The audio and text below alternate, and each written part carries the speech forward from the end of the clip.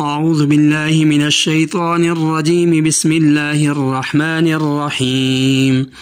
وإذا قيل لهم لا تفسدوا في الأرض قالوا إنما نحن مصلحون ألا إنهم هم المفسدون ولكن لا يشعرون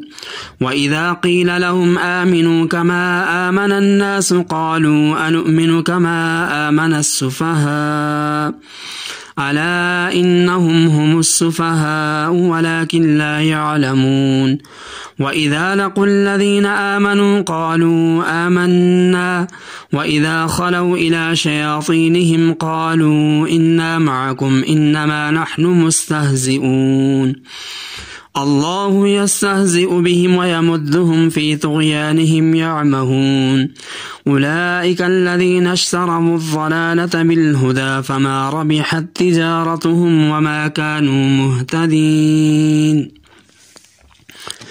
وَإِذَا اور جب قیلا کہا جاتا ہے لہم انہیں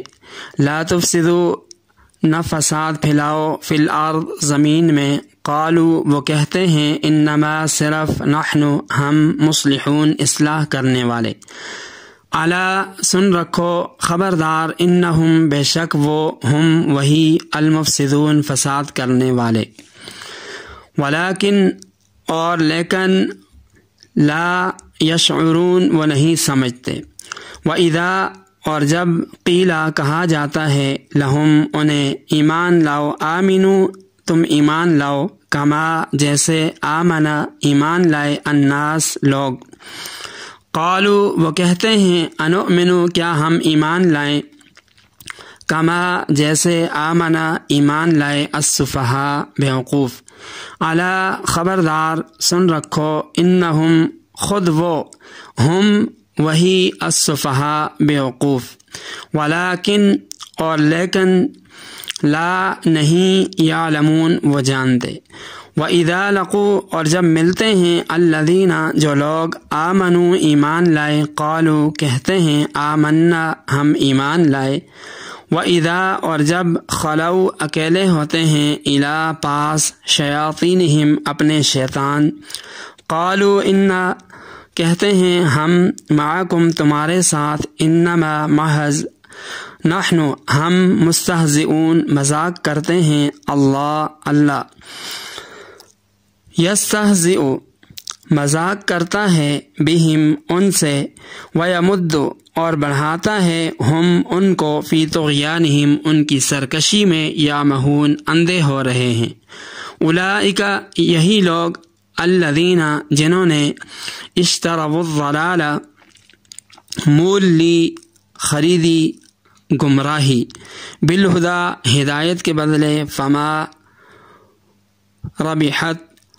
تو نہ فائدہ دیا تجارتہم ان کی تجارت وما کانوا مہتدین اور وما اور نہ کانوا تھے مہتدین وہ ہدایت پانے والے وَإِذَا قِيلَ لَهُمْ اور جب ان سے کہا جاتا ہے لا تفسدوا فی الارض کہ فساد مت کرو زمین میں قالوا انما نحن مصلحون تو کہتے ہیں کہ ہم تو اصلاح کرنے والے ہیں الا خبردار انہم هم المفسدون یاد رکھو بے شک یہی لوگ فتنہ فساد برپا کرنے والے ہیں مفسد ہیں ولیکن لا یشعرون لیکن وہ اس کا شعور نہیں رکھتے وَإِذَا قِيلَ لَهُمْ اور جب ان سے کہا جاتا ہے آمنو کما آمن الناس کہ تم بھی ایسے ہی ایمان لاؤ جیسا ایمان لائے اور لوگ قالوا انؤمنو تو کہتے ہیں کہ کیا ہم ایمان لائیں گے آمنا جیسا ایمان لائے السفہاء یہ بیوقوف الا انہم هم السفہاء ولکن لا یعلمون خبردار بے شک یہی ہیں بیوقوف لیکن اس کا علم نہیں رکھتے وَإِذَا لَقُوا الَّذِينَ آمَنُوا قَالُوا آمَنَّا اور جب ملتے ہیں وہ منافقین ان لوگوں سے جو ایمان لائے قالوا آمنا تو کہتے ہیں کہ ہم ایمان لے آئے وَإِذَا خَلَوْا إِلَى شَيَاطِينِهِمْ اور جب خلوت میں پہنچتے ہیں اپنے شریر سرداروں کے پاس، قالوا انا معکم، تو کہتے ہیں کہ ہم بے شک تمہارے ساتھ ہیں، انما نحن مستہزئون، ہم تو صرف مسلمانوں کے ساتھ استہزاء کیا کرتے ہیں۔ اللہ یستہزئ بہم، اللہ تعالیٰ ہی استہزاء کر رہے ہیں، ویمدہم، اللہ یستہزئ بہم، اللہ تعالیٰ ہی استہزاء کر رہے ہیں ان کے ساتھ، ویمدہم فی طغیانہم یعمہون، اور ڈھیل دیتے جاتے ہیں ان کو کہ وہ اپنی سرکشی میں، اپنی بغاوت میں حیراں سرگرداں ہو رہے ہیں۔ اولئک الذین اشتروا الضلالۃ بالہدی، یہ وہ لوگ ہیں جنہوں نے گمراہی لے لی ہدایت کے بدلے، فما ربحت تجارتہم، سو سود مند نہ ہوئی ان کی یہ تجارت، وما کانوا مہتدین، اور نہ یہ ٹھیک طریقے پر چلے۔ منافقین کا ان آیات کے اندر جو تیسرا گروہ تھا کہ جو ظاہراً ایمان کا دعویٰ کرتے تھے لیکن دل کے اندر کفر بھرا ہوا تھا، ان کا یہاں پر تذکرہ ہوا۔ منافقین کئی طرح کے فتنہ فساد پھیلاتے تھے، کبھی مسلمانوں کے پوشیدہ راز فاش کرتے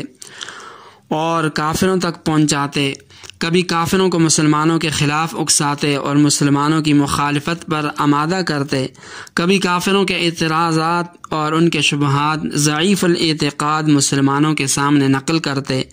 تاکہ وہ دین اسلام سے متزلزل ہو کر دین اسلام کو چھوڑ دیں۔ اس کے علاوہ نفاق خواہ دین کا ہو یا دنیا کا ہو، خود ایک مستقل فتنہ فساد ہے، دو رویہ ہونے سے بڑھ کر کوئی فساد نہیں۔ جب ان منافقین سے کہا جاتا کہ تم یہ منافقانہ حرکات جن سے فتنہ فساد پھیلتا ہے مت کرو،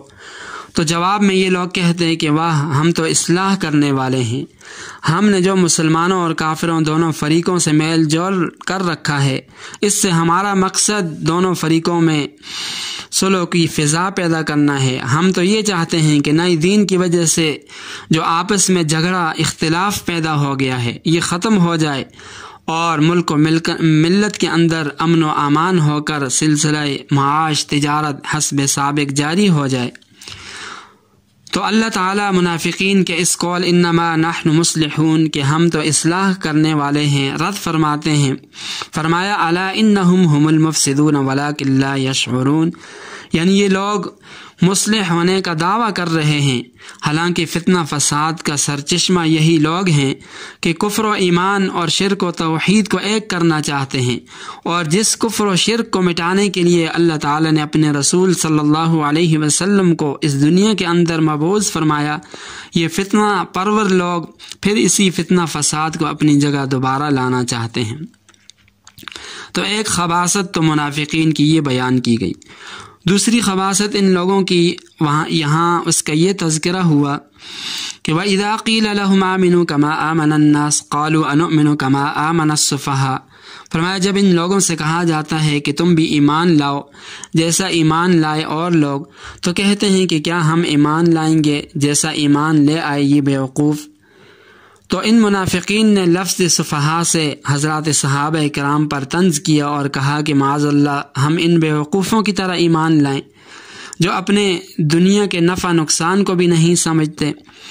یہ اس وقت کے منافقین کے ساتھ خاص نہیں ہے بلکہ ہر زمانے کے گمراہ لوگوں کا یہی طریقہ رہا ہے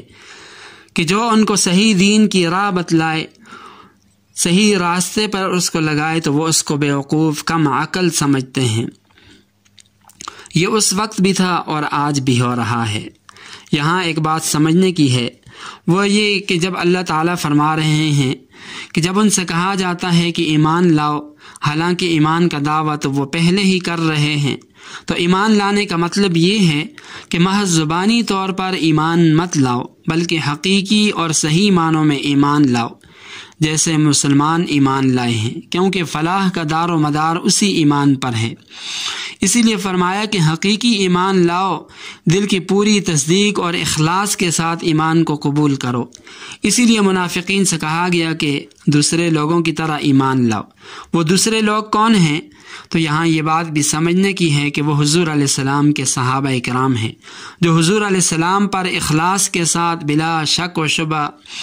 وہ ایمان لائے۔ ابن عساکر رحمہ اللہ جو بہت بڑے مورخ گزرے ہیں، انہوں نے اپنی سند کے ساتھ حضرت عبداللہ بن عباس سے ایک روایت نقل کی ہے کہ اس آیت کے کریمہ کا مطلب یہ ہے کہ تم اس طرح ایمان لاؤ کما آمن ابو بکر عمر عثمان و علی، یعنی جس طرح ابو بکر صدیق، حضرت عمر فاروق، حضرت عثمان، حضرت علی ایمان لائے، اس طریقے پر تم بھی ایمان لاؤ۔ ان کا ایمان خلوص اور حقیقت پر مبنی ہے۔ یہاں سے معیار حق ہونے والی بات بھی سمجھ آ جاتی ہے کہ حضور علیہ السلام کے صحابہ کرام خصوصاً خلفائے راشدین معیار حق ہیں۔ یہ اصحاب کے بار اگرچہ نبی کی طرح معصوم تو نہیں ہیں،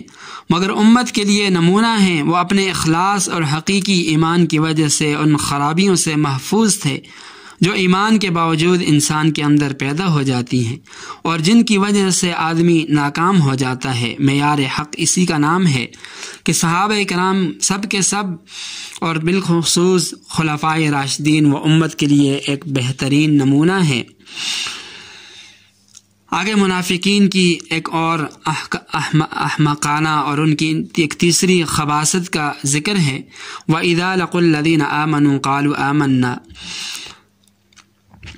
جب منافقین ملتے ہیں ان لوگوں سے جو ایمان لائے تو کہتے ہیں کہ ہم ایمان لائے۔ اور وَإِذَا خَلَوْا إِلَىٰ شَيَاطِينِهِمْ، جب یہ منافقین اپنے شیطانوں کے پاس تنہائی میں پہنچتے ہیں تو کہتے ہیں کہ ہم تمہارے ساتھ ہیں، ہم تو مسلمانوں کے ساتھ ٹھٹھا مذاق کرتے تھے۔ تو یہاں شیاطین سے مراد سردار، رؤساء، یہود اور منافقین، کفر و شرک کے لیڈر مراد ہیں۔ آگے منافقین کی اس احمقانہ بات کا جواب دیا، اللہ یستہزئ بہم ویمدہم فی طغیانہم یعمہون، کہ جب انہوں نے کہا کہ ہم تو مسلمانوں کے ساتھ ٹھٹھا مذاق کرتے ہیں تو اللہ تعالیٰ فرماتے ہیں کہ اللہ یستہزئ بہم ویمدہم فی طغیانہم،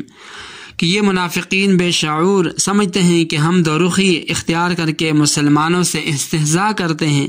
اور ان کو بیوقوف بنا رہے ہیں، حالانکہ در حقیقت وہ خود بیوقوف بن رہے ہیں۔ اللہ تعالیٰ نے ان کو مہلت دے رکھی ہے،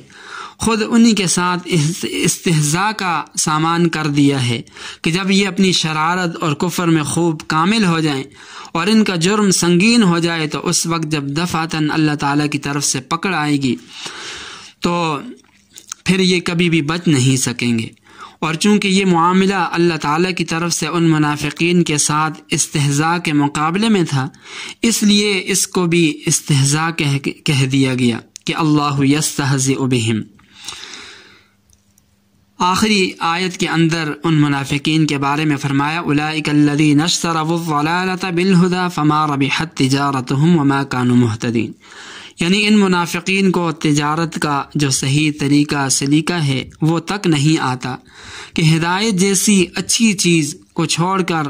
یہ گمراہی جیسی بری چیز انہوں نے خرید لی، جو کہ سراسر ظلم اور زیادتی ہے، آخرت کے اندر ناکامی ہے۔ منافقین اکثر چونکہ کاروباری اور تجارتی لوگ تھے، اس لیے ان کو تجارت کی تمثیل سے سمجھایا گیا، انہی کی زبان میں انہیں سمجھایا گیا کہ ان لوگوں کو تو تجارت اور سوداگری کا طریقہ بھی نہیں آتا کہ انہوں نے ہدایت جیسی عمدہ چیز کو چھوڑ کر گمراہی کو خرید لیا۔ اللہ تعالی ہم سب کو دین کی صحیح فہم، دین کی صحیح سمجھ عطا فرمائے تاکہ ہم حق اور باطل، نیک اور بد میں تمیز کر سکیں اور حق کو اختیار کرنے کی اور باطل سے پرہیز کرنے کی اللہ تعالی ہم سب کو توفیق عطا فرمائے۔ وآخر دعوانا ان الحمد للہ رب العالمین۔